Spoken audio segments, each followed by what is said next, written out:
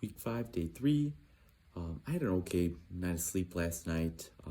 Woke up, I don't know, I think it was maybe quarter to midnight to go to the bathroom, and then woke up again like around 2 o'clock and just kind of laid there. I don't know, it just felt really strange. Like I was worried I was going to miss my alarm or something. I don't know.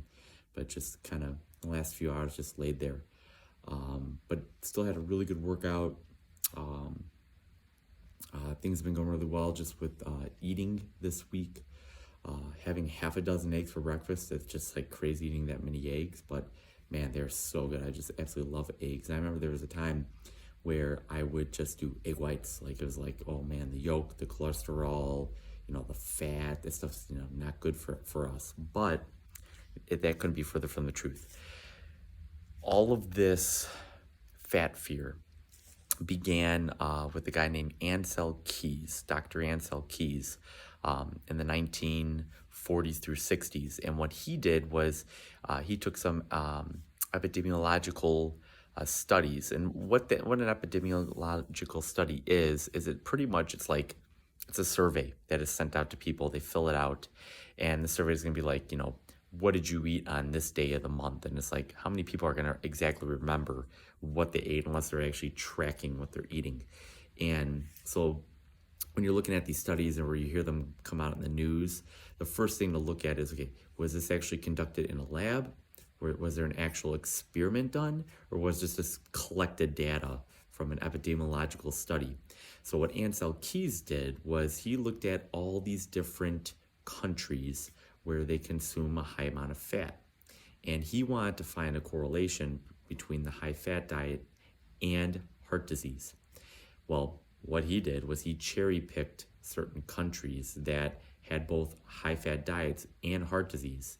He left out a couple of countries that ate a high fat diet that had very little heart disease, because that would have skewed his results and would not have matched what was his outcome. So that's where all the fat fear began, and we saw like margarine coming onto the market, no more eating meat or eggs or cooking your food in lard. It was all of a sudden now all this man-made vegetable oils, which is just horrible for your body. Our bodies weren't designed to make them, plus the steps that they have to go through to like make them. Like you think about it, an avocado or an olive. If you squeezed an avocado or an olive, you would see the fat coming out. Come on, you're gonna take a corn kernel, you're gonna squeeze it, and you're gonna see a bunch of fat come out. It takes something like 13 ears of corn to make 1 teaspoon of corn oil. Would you eat 13 ears of corn? I highly doubt it. Plus, they have to use extreme temperatures. They have to use a chemical called hexane to extract these oils.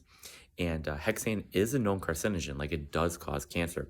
So there are 6 oils that I just steer clear of. I do not even consume them anymore. And you've got the 3 C's, corn oil, canola oil, cottonseed oil.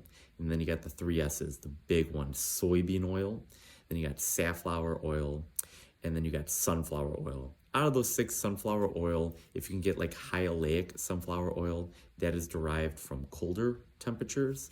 It's cold expressed or cold extracted. It still isn't great for you. But if there was like one of those 6 like that I had to have just a tiny bit of, it'd be the sunflower oil. But those 6, you want to steer clear of them. A 7th would be peanut oil, but they're horrible. So you could go through your pantry the next time you go shopping, look at the ingredients, and if you see the 3 S's, sunflower, safflower, soybean oil, or the 3 C's, cottonseed, canola, or corn oil, and then even the 1 P, peanut oil, I would just throw it out. I wouldn't even consume it.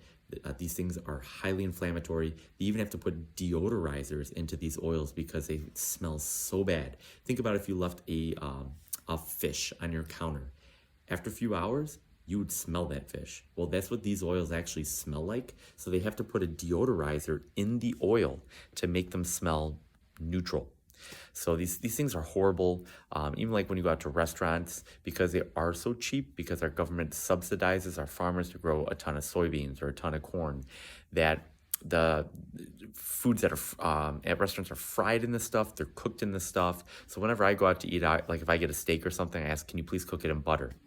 Or at the very least, can you cook it in olive oil or avocado oil, which most places don't have. Coconut oil is also great too to have them cook it in. hey, if it costs you an extra buck or two, it's well worth your health. Plus, most restaurants are very accustomed to catering to needs of their patrons for allergies, for whatever reason. So I always say, how is that food prepared? What type of oils are used in that? And if I hear one of the three S's or three C's or the P, then I'm like, you know what? Could you please do that in butter? And then if like, oh, we don't have butter, like, can you please do an olive oil? Same thing, like if you go to a restaurant for breakfast, their eggs, they will whip up a batch of eggs and they'll fill them with oil, some type of vegetable oil, and they kind of just cook it all together. So like usually if I do that, I'll ask for individual eggs. Like, could I have 2 or 3 sunny side up eggs? Please cook that in butter. So that's my recommendation. Get those seed oils out of your system. They're just so bad for you. There's absolutely no positives to eating them. And getting back to the talking about the scientific studies and the epidemiological studies and the data and all that, there have been some books that I've read that when you start looking at all of our metabolic health issues like heart disease, cancer, diabetes, Alzheimer's, when those started to skyrocket, right around the same time as when we started consuming these vegetable oils and trans fats and things like that. So that's why I steer clear of them. If I do eat them, I definitely notice it. Like I just feel off. I feel more inflammation in my joints. I feel really thirsty, like in a not good way, like where I'll drink a bunch of water and I just don't feel like I'm satisfied, like my thirst isn't quenched. So keep it locked in here and continue to follow along with me as I go through this 26-week ketogenic bodybuilding prep, and I'll see you guys tomorrow.